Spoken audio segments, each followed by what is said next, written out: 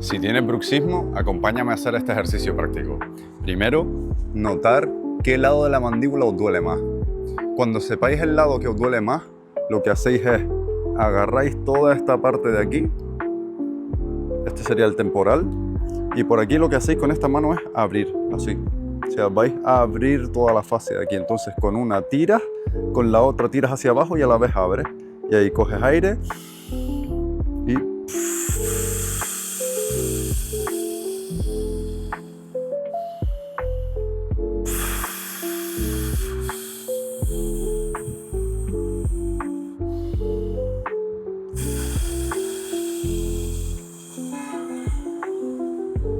Y con esto obtenéis una liberación de fascia de esa zona mandibular.